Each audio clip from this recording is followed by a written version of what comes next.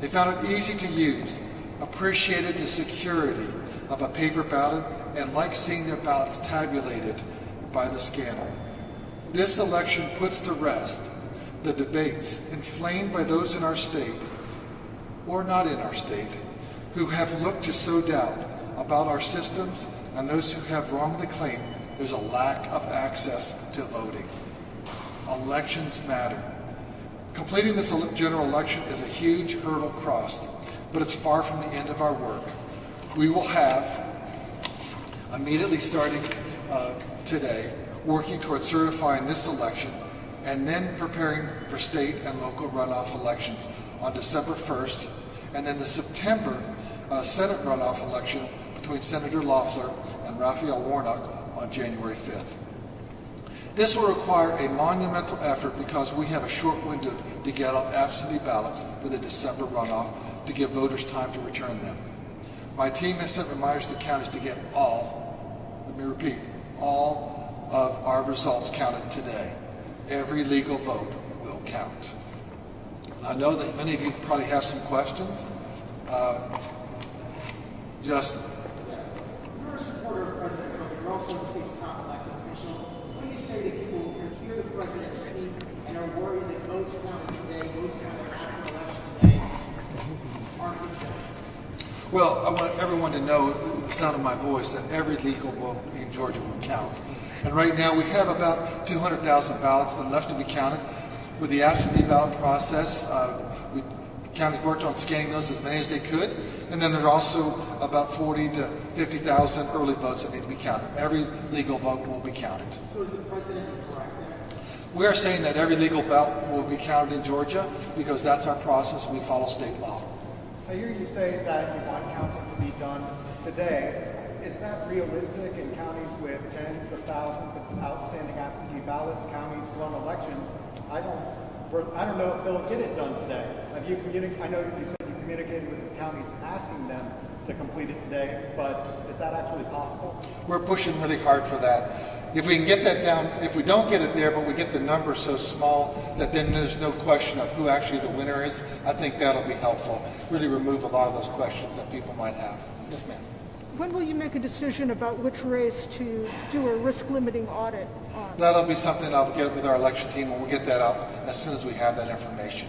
There's a word that the USPS was supposed to do a sweep of their facilities, make sure all the absentee ballots had been delivered, and that in some places that didn't take place. Do you know if that happened here in Georgia? Is that any concern? Well, it would always be a concern. We want to make sure everything gets to us. Don't have anything specific on that. But that's why we also instituted the absentee ballot drop boxes.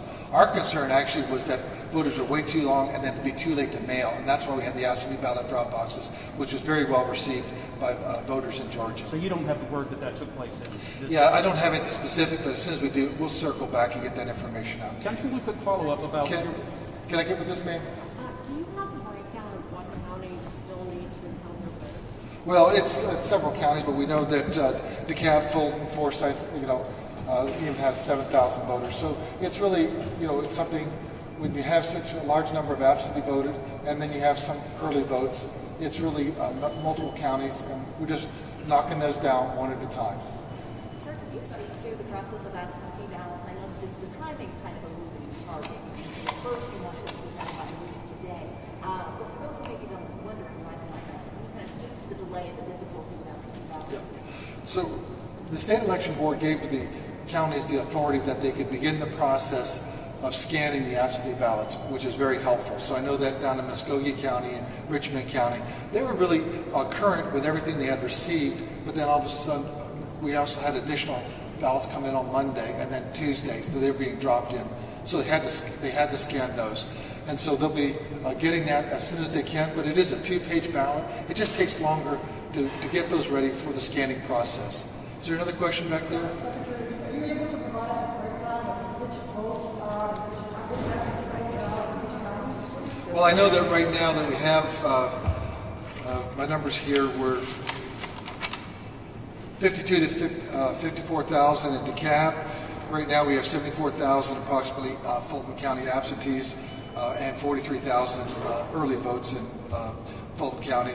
And I have about 7,000 right right now in Forsyth. We'll get you the entire list because it's just we make sure we include all the counties. Secretary, can you walk through what the rest of the election process looks like from the military ballots coming in to the audit certification process? What's the next part before we can say we're just certified? Well, the next process obviously will be to make sure we get all the ballots counted, then also the UOCAVA, the overseas military ballots, to get those in and have them incorporated in the vote totals. We're going to begin the risk limiting audit process later this week, which is really important. So many people are not aware of that. This is the first time we're doing a statewide audit. And so what that will really give you, first of all, we have, I think, a higher confidence of voters. I know there's a lot of information out there, a lot of misinformation out there, and some of it's just lack of knowledge, and we understand that. And that's why the risk limiting audit, what that will do, will verify results. So if there's a race that was, say, reported a 51-49, when we do the audit, then we can verify what the result is, and we have over a 90% confidence level. That gives people additional assurance. I think also having that paper ballot, voters were very comfortable. They just gave them that comfort feeling that looked at it before they cast their ballot, and that's a good thing also. Then by Friday, November 13th, we then will have the certification. So nothing is certified until after we do the risk limiting audit. And then with the presidential race probably going to be so close, and even some down ballot races that maybe Well, if there's a race that was in 0.5%, it is your right as the candidate that is close but not over the top that you could ask for a recount. So we actually could have a request for, say, a state representative, county commission race, or any race that's within 0.5%, and we'll just wait until we get every ballot counted, and that's why it's very important that we follow through the process. It'll be actually pulling out, running those through, and then it'll be actually seeing where that brings us, and then you're looking at the words that are on the ballot at some point.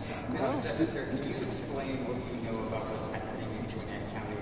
Apparently they're having some issues with scanning or maybe rescan thousands of ballots. Well, if they do, then they'll follow through that. That's the advantage of having the verifiable paper ballot, and you can rescan that. But that's why if some of the ballots do kick out, and the reason they kick out is if they don't fill out the ballot correctly, or they put an X, or they circle a name. That's why we have the adjudication panels, the Republican, Democrat, and then the election official. To have 3 sets of eyes on there to verify that. So we want at least a 2-1 adjudication vote on each ballot, so we can make sure that we capture the correct voter intent. If there are legal challenges made to votes cast before 7 o'clock yesterday, absentee ballots, will your office in the state defend those ballots against legal challenges? Yeah, we want to make sure that we follow state law. We are always going to look at what is the state law, and that's why Ryan Germany, our legal counsel, can answer any legal questions you have. We want to make sure the law is very clear, and we follow the state law, and we don't believe that judges should legislate. We could just get a quick assessment from you of the timing that this is taking with the count. Is this taking longer than you expected to take, and why? Oh no, it's really going much quicker, and that's why we're really pleased with the state election board allowing us to scan that. If you look at some of these states, this morning is when they actually opened up their absentee ballot, boxes, and that's when they started actually the process of separating out the absentee ballots. That's a very extensive process, verifying the signature and going through there, separating it out. We have saved days and days. You're going to be waiting a long time in some of these states, much to many people's consternation, because we understand it's a close election. You're saying this is right on schedule? Yeah, we're doing fine, and we're really pleased with it. We'll be off everyone's radar, and they'll be worried about the states up north. Your website doesn't keep up with the absentee ballot, the progress on Right. it. Yeah, as it gets reported, then it'll be just added to that total. So how do private citizens keep up with that? And it's just because it's a process, and we just keep on adding that, and then eventually when we have them all done, you'll know that we'll notify them or put a note there that these are the final totals for that particular county. I got it. Yes, sir. Archie with Next Star. Our question was about rejected ballots. I know we talked about that last week. Now that these are coming in, where are we at that? You said about 1% last time. Have you heard anything about rejected ballots and what happened to those ballots? Well, yes. Last time we actually had about 1%, but of that, probably 75% of those rejected ballots were actually received late.